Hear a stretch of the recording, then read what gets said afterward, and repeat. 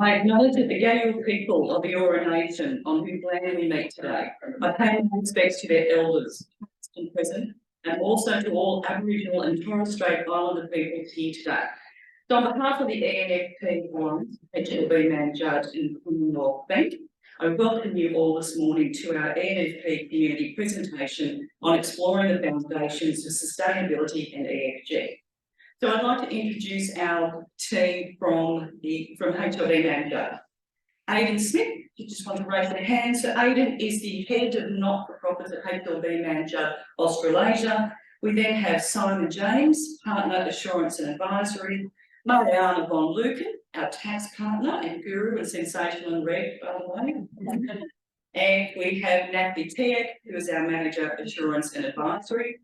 And then from CommBank, of course, we have Yvette Flynn, we have Blake Sinclair, we also have Peter Schultz. Peter is an executive manager here at Commonwealth Bank. We do have some other guys from CommBank here. So they're on that far table and they'll be able to introduce themselves after the presentation. So how lucky are we today? We have three incredible speakers with us. So first, we have Jana Jevcakova.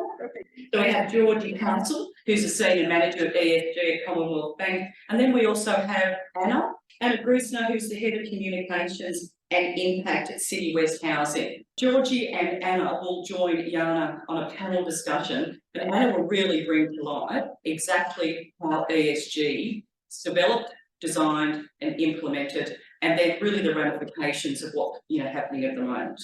So a bit about Jana. So Jana is one of Asia Pacific's leading experts in corporate governance and sustainability and has advised listed and unlisted organisations on all aspects of environmental, social and governance, ESG, practices and disclosures. She has a deep expertise in engaging with large institutional investors as well as company boards of directors and executives. Jana is passionate about helping companies optimise their governance disclosures and enhance their stakeholder relationships by applying the best practice of ESG. I welcome Jana. Hi everybody, it's really great pleasure to be here today with you. As the introduction suggested, I'm Managing Director and Head of ESG International at Morrow Sodali, and our company focuses on helping companies listed and unlisted with their corporate governance, sustainability and stakeholder engagement. And today I have the pleasure of presenting to you on exploring the foundations of sustainability and ESG, which is basically my bread and butter. And I promise this will not be left by PowerPoint. It's only a couple of slides and then we'll jump into the panel. What I want to do at the start is go a little bit to the history, because I think one of the biggest myths associated with ESG, or environmental, social and governance, is that it just started a couple of years ago. People sort of started talking about it, it's a big thing, and it will fade away. Well, actually, we've been talking about it quite some time, and we had first an ESG-related conference, the worldwide conference, in 1972. But going back to sustainability itself, what is it actually? Well, there's actually a formal official definition of sustainability, and it was actually coined in Brundtland report, so you can see that in 1987. Basically, and this report was our common future, where it actually defines sustainable development. So what is sustainability? It basically means meeting our own needs without compromising the ability of future generations to meet their own needs. So if we again go a little bit down the memory lane or down the history, as I mentioned, first sort of big conference in 1972. We also had first World Climate Conference actually back in 1979. And then you can see a little bit of progression. One thing I would like you to look at is year 2000. So you can see the United Nations Millennium Summit. At this summit, world nations have actually agreed on 8 Millennium Development Goals. 191 countries agreed on 8 Millennium Development Goals. These goals are related to things like, ending poverty, really increasing diversity, education, and other sort of mainly social areas. And these goals were actually meant to be achieved by 2015. I'm just going to get you to think a little bit and try and guess how many of the 8 goals, all these sort of social, some of the environmental goals, were actually achieved by 2015. Exactly. Yeah. We haven't achieved any of them. So you might have heard of UN SDGs or United Nations Sustainable Development Goals. The UN Millennium Summit basically sort of started the whole notion of UN SDG. Now there's actually 17 UN SDGs. Again, they relate to things like ending poverty, but also access to education, healthcare, effective infrastructure, effective legal systems across nations and many others. And I definitely encourage you to have a look at them. But yeah, I think we haven't really achieved any of them yet. So we need to basically step it up in terms of those goals. Some of the recent ones, I think most memorable probably, the recent one is the year 2018 and the Paris Agreement, where 96 countries and territories committed to basically reducing carbon emissions and sort of reducing the gas emissions to below 2 degrees Celsius, preferably around 1.5 degrees. Now again, most recent reports are showing us that we're nowhere near that. We're not progressing fast enough, and we will really need to better that. In 2022, we also had COP27 that reaffirmed the commitment to 1.5 degrees. Unfortunately, it did not agree on sort of getting away with coal, but it agreed on sort of phasing it out slowly. So not completely, but obviously we have countries like India and China that really depend on coal at this point, so they need back again phasing completely. The COP27 also brought, or basically sort of started check discussion around biodiversity and natural capital as well, and it succeeded what we now the global biodiversity framework. You might have heard about ENFP, or Task Force on Nature related financial disclosure. This is a new framework that has been released in terms of the guidelines and overall reporting framework very recently. And what it focuses on is really links between companies, businesses, operations, and natural capital and biodiversity. The report basically shows that we are destroying our environment, not just from the climate perspective, but overall biodiversity perspective, much faster than we can replenish it. Yet we're not really focusing on that. It's not sort of considered a material issue at this point. And what many people don't realize at this point is that they actually depend on biodiversity. So if you destroy what name of business won't exist because they will not have the natural capital that they actually require for them. What's to come? Very soon, at the beginning of the summer, we will have COP28 in Dubai, where many of these topics will be discussed. Hopefully, we'll push some of the disclosure requirements and also some action on countries and major. So, what's the difference between ESG and sustainability? That's also often used interchangeably. Some people feel that maybe ESG shouldn't even exist. You might have heard about some backlash in the US against ESG and how ESG is dying. I don't believe so. But let's define the difference. So as we mentioned, sustainability is basically a principle whereby we want to meet our needs at this point without compromising the need of future generations to meet their own needs. And it's basically a broader principle. It basically encompasses a range of responsible business practices that pretty much relate to the business, but relate to all the stakeholders, relate to nature, relate to the social but ESG is a tool, it's a specific tool used to measure the performance of a company, of an organization, basically try and quantify sustainability. So you can basically think of it as ESG is almost a subset of sustainability. It doesn't encompass everything sustainability related, and it's very much trying to quantify sustainability. ESG is used mainly in the world of investors, because investors are the key stakeholders that want to measure and want to quantify how companies perform so that they can input that into their evaluation model. They can assess company from risk perspective and really try and assess what's the potential for this company to either lose money or make money. And this is one of the key points that I would like to leave you with. ESG is actually also about making or saving money. It's not just about pre-hugging that a lot of people associate with. There's definitely money to be made in ESG. And when you think about ESG overall, I always think about it in three sort of broader concepts. It's about risk, opportunities, and impact. So ESG risks, you really want to, as an organization, you really want to understand what are the risks associated with environmental, social, and governance on your organization that can impact your revenue stream, it can impact your expenses, it can impact your asset valuation, right, when you own something. Then there's opportunities. So what are the opportunities where we can make more money, where we can attract more customers or clients, where we can really sort of potentially come up with new products and services. And then the impact. And that's I think is something that is really, really relevant for everybody in the room today. Because ESG is very much about impact as well. What is the actual impact that we've got as an organization that's actually linked to our true values and purpose?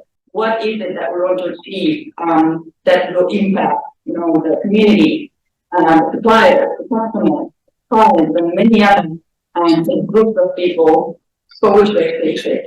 So, concept of materiality. This is a very, very important slide because when we talk about sustainability, when we talk about ESG, a lot of people sort of almost pause and say it's too much.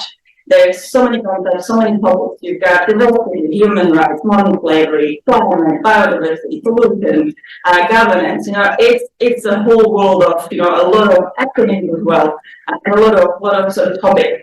I also get really skeptical when someone says that they're ESG expert. I don't think it's such a thing exists because you would have to be expert on scope 1 to 3 emissions. You would have to be an expert on human rights. You would have to be an expert on taxation. I don't think there's such a person, and if there is, I will leave them. So you really, it can get quite a lot to read it. Again, what I would like to leave you with is it's actually not that scary. There are about 50,000 different indicators of ESG that companies could be reporting against.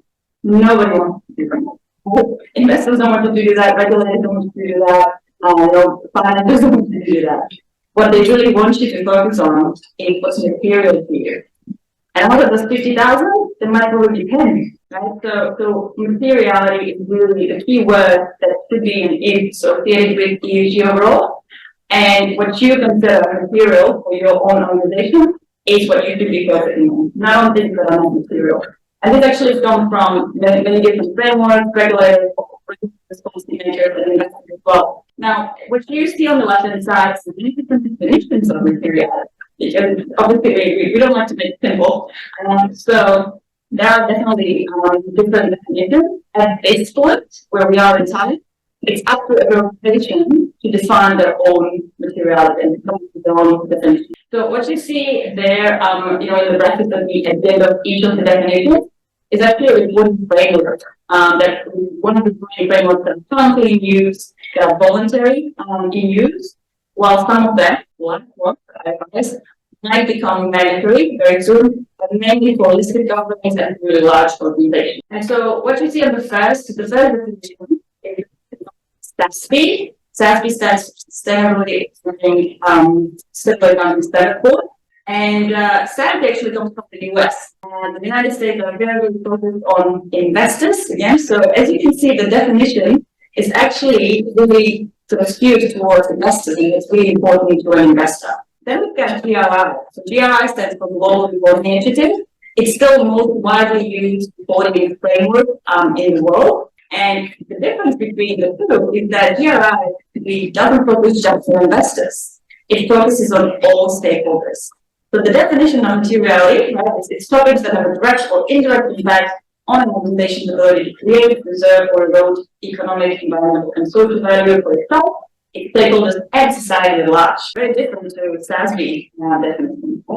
Now, what GRI's definition actually relates to as well is the concept of double materiality, which is what you see on the right-hand side. So let's take climate change, for example. If you were only thinking about the SASB definition, or the definition that's really important for the investors, you would be thinking about risks associated with climate change on your organization, right? So if I own real estate close to the ocean, what I will be worried about is rising ocean levels. I might be worried about potentially flooding, heat waves, when your generators or the air conditioning stops working and people are getting really hot. So you will be worried about these risks, right? So that's the definition that relates to SASB or investors, because that basically impacts your ability to do business.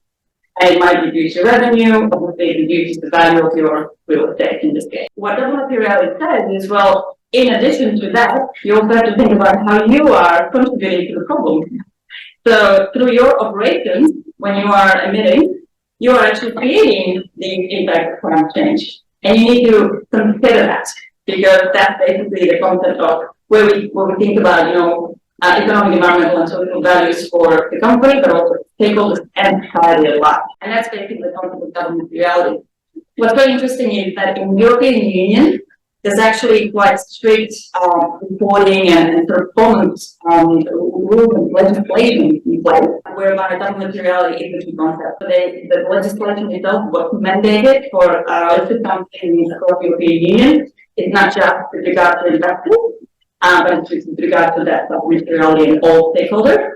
And what that basically signals is that we're really truly moving away from the concept of maximizing profits as the key objective for organizations, all the way to really that stakeholder primacy, where it's not just about making money, but really having the impact and being able to manage that as well. Now, what you see in the last two blue boxes, so TCFD stands for Task Force on Climate Change related financial disclosures. It's again the most commonly used reporting framework climate reporting right now. Commonwealth Bank is lining some of TCFD and has been for a very long time. Actually, it's one of the best examples of TCFD reporting. But what TCFD is basically saying is that you should use material definition for climate like you would use it for any other concept. So some of the frameworks that is believing it really to the concept.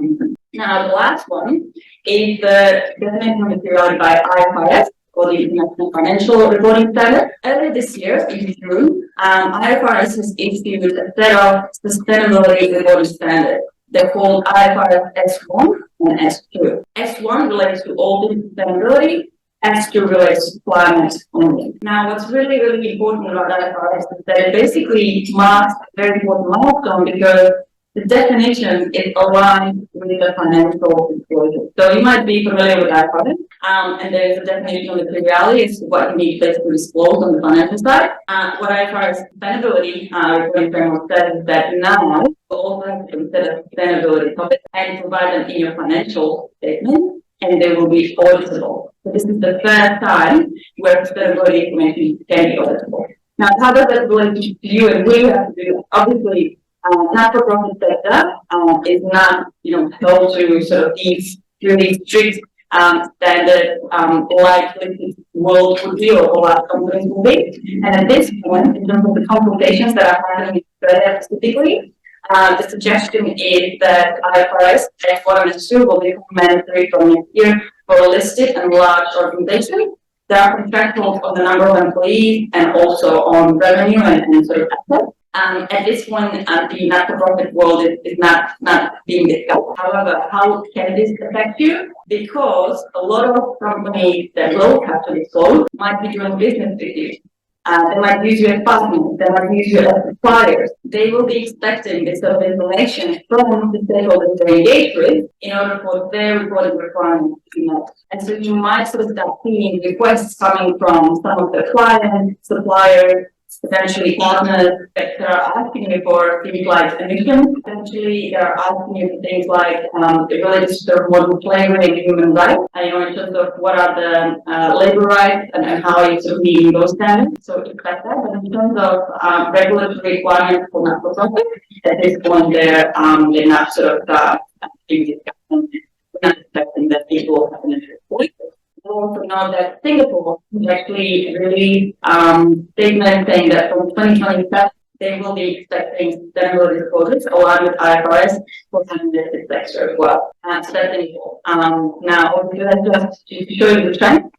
In terms of IFRS, S1 is still becoming mandatory. The jurisdictions that have announced it for listed companies are United Kingdom, Hong Kong, Singapore, New Zealand, and obviously Australia is now in operation. If it does go ahead, it will start for 2024. So, okay, how is it driving that?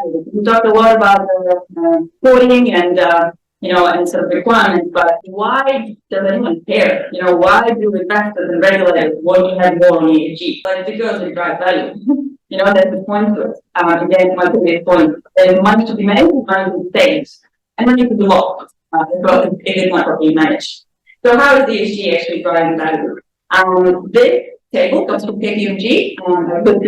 What they sort of had done really well is they tried to sort of look at the key areas of businesses where ESG can drive value if you have strong ESG proposition, and where it can erode value if you don't manage that, if you don't look at ESG.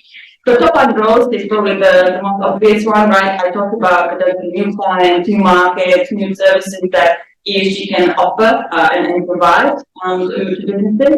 So, through strong ESG proposition, you can attract new customers with more sustainable products.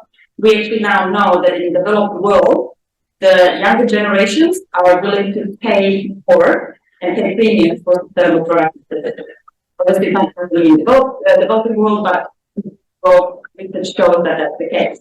For weak ESG proposition, you can have to lose customers through poor sustainability practices. We've seen companies that have been associated with some controversies and they're losing clients.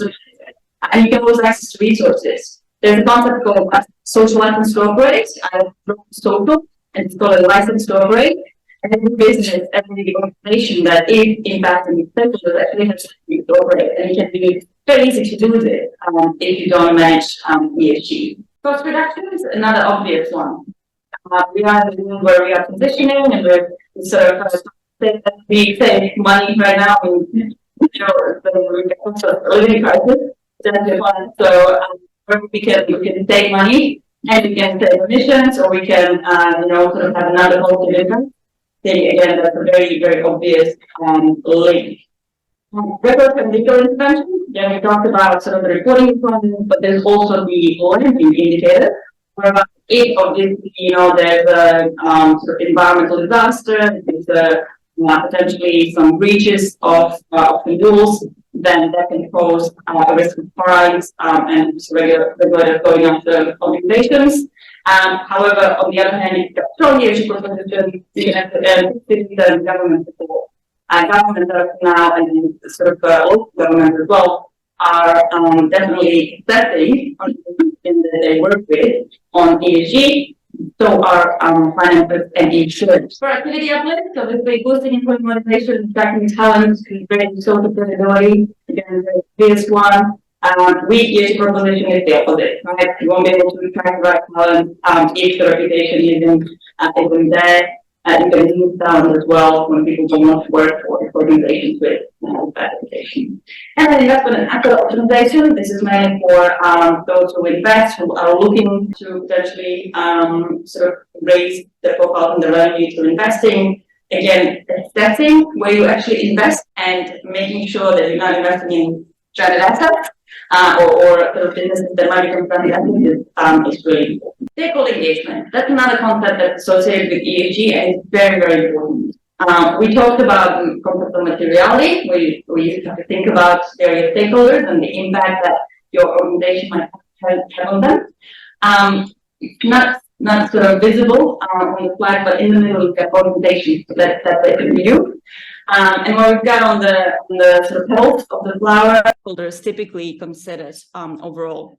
Now, what's really important to note here is that every stakeholder is a different driver, right? And they might be sometimes contradicting.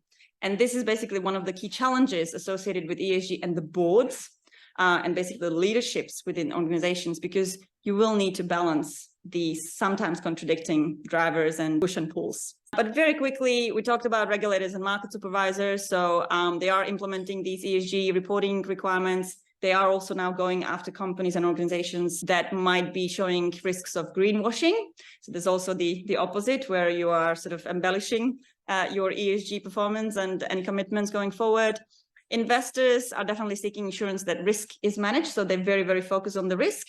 And then obviously where there's upside and top line growth, that's what they're interested in as well. And now they're actually applying positive and negative ESG screens when they're investing. Creditors, again, the bankers, they're also seeking assurance that risk is managed and that can be repaid. And obviously, if you are investing in potentially stranded assets, well, that's a credit risk for the financiers. So they will want to, again, have a look at your strategy overall and whether you are incorporating ESG. Customers, we touched on those. They are increasingly more willing to pay premium for sustainable products and services.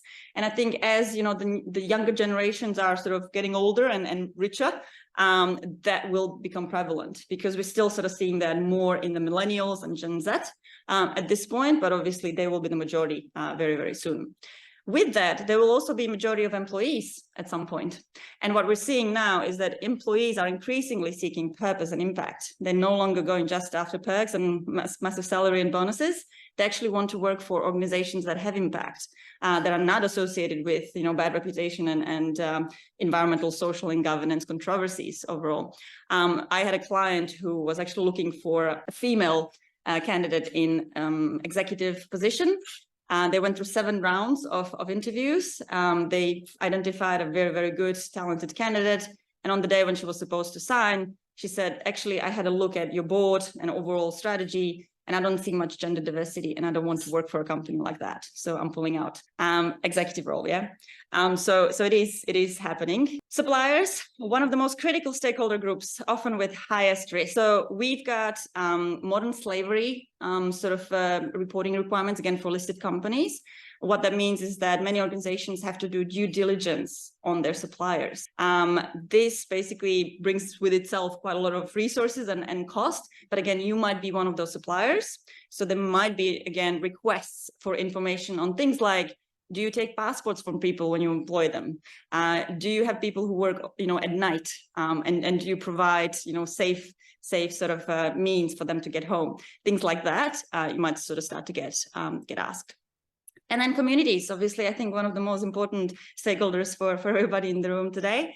One of the most sensitive but mostly ignored stakeholder groups very often. So when it comes to the corporate world, when it comes to sort of the old concept of maximizing profit, communities have been often forgotten and neglected. And I think obviously that's also why the work that you guys are doing is extremely important, because increasingly this group is more and more increasingly impacted. And one of the key sort of areas where they will continue being impacted is due to transition to low carbon economy. So as we all transition, there might be, again, communities, but also suppliers, customers, and other groups, employees that might be left behind, right? So what I'm sort of talking about specifically, let's imagine a coal plant, right? We know that we need to decarbonize. The coal plant will be shut down. Well, what that means is there's employees who have for their whole life been doing coal, and that's what they're good at. What are they going to do? We already know that there's 6,000 workers right now in Australia that might be at risk of basically not being able to be employed because of this. But then also there's communities associated with that, right? When you've got a coal plant, well, there's also accounting that needs to be done on it. There's also food court probably that someone built. There's infrastructure associated with that. So when that coal plant shuts down, the communities that have basically been making living out of this plant will suffer. And what do we do about it? So there's this concept called just transition. And just transition is basically the idea that we don't forget all of these groups, and that businesses, policymakers, and investors come together and really start thinking about how do we transition so that nobody's actually left behind. And I think, again, many of you in the room might have a very significant and important role to play in that just transition. I also wanted to sort of bring out that impact, right? We talked about ESG risks, ESG opportunities, and ESG impact. And again, that's probably very, very important for everybody in the room today. So what you see on the slides are a couple of case studies whereby me and my team were actually trying to bring it more towards quantifying the impact, because often, we know that we're doing good work. A lot of people are impacted, their lives might be improved, but what does it actually mean in terms of, some numbers or some sort of metrics and measures? And so we picked WWF, probably everybody familiar with them, creates environmental and social values.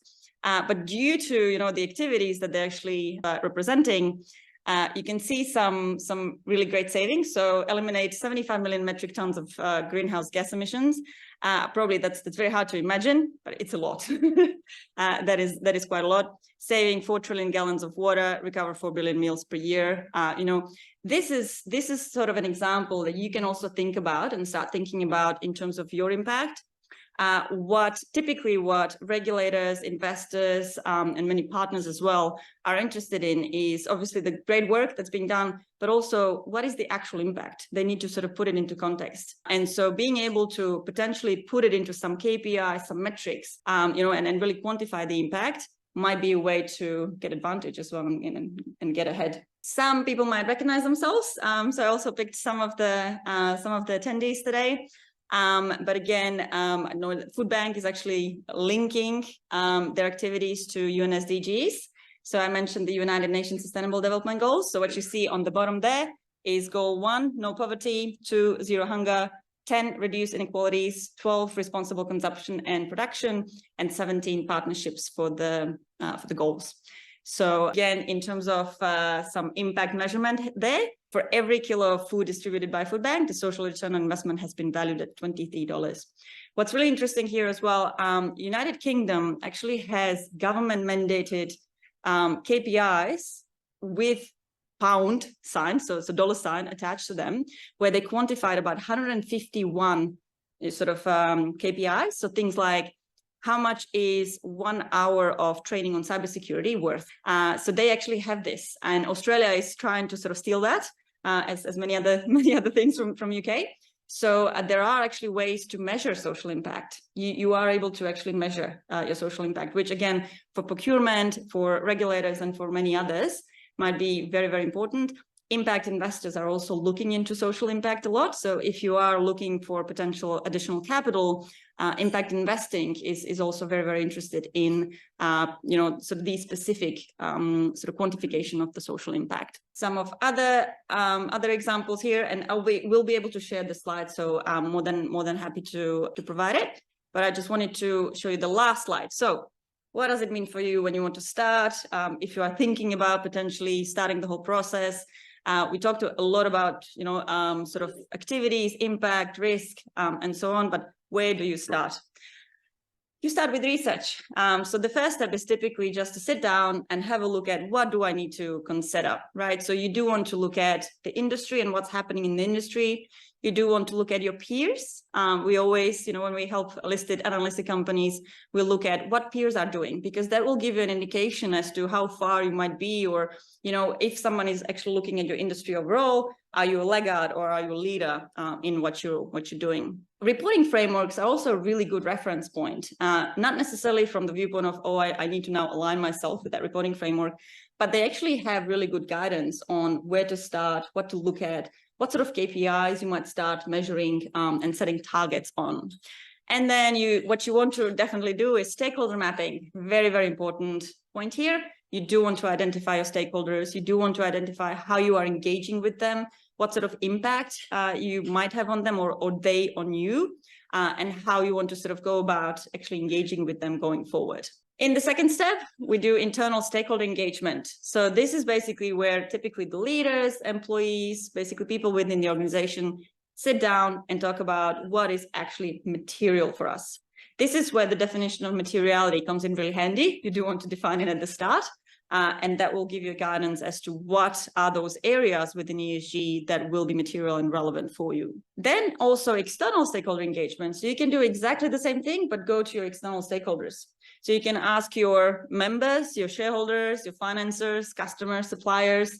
Many of them typically are very keen and want to talk about it, especially if you are, an important sort of part of their business. And you can basically have a discussion about what you came up with, in terms of your research and the internal stakeholder outreach, and literally talk about, hey, we've identified safety as one of the issues. What do you think? Do you think it's important, for us?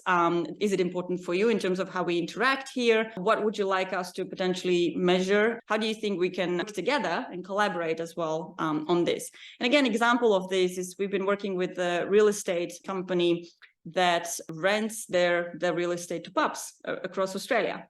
And they said, well, look, we have 30-year contracts. We've got triple net leases. It's really difficult for us to make any meaningful impact.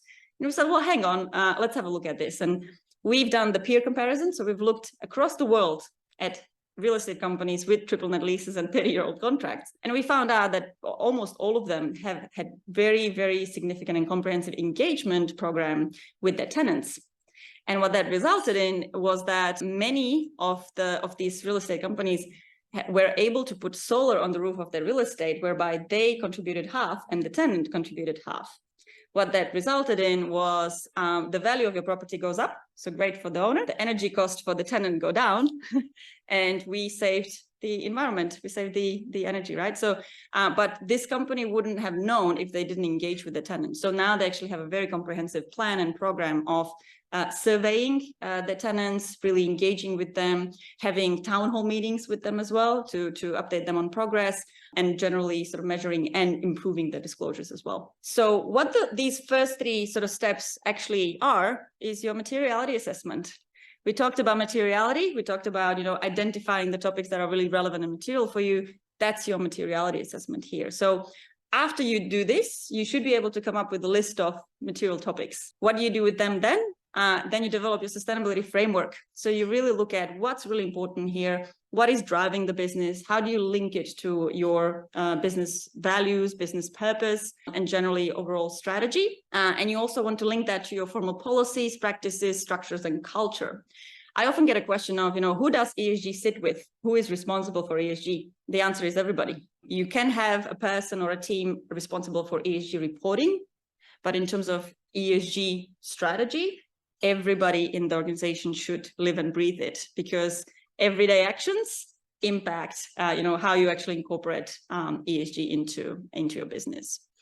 What do you do then? Data collection analysis. So you really want to start measuring. You want to identify. So if we identify safety as a key area, then what in safety are we measuring? It won't be just fatalities, hopefully. It'll be lost time injury frequency rate. It'll be things like your safety program, safety culture as well. There are many other sort of metrics that you can look into. And again, the reporting frameworks are a great reference point for that. And then the last thing is draft sustainability report. So, you know, again, often people sort of put reporting ahead of everything. And then the report sort of becomes marketing material, or it's sort of greenwashing, or you're running into a risk of that. You really want to do the work before you report, right? Reporting should be a consequence of all the actions that you actually take. But in terms of reporting, again, you do want to look at the quantitative and qualitative reporting and some of the standards that are there. And that concludes the presentation.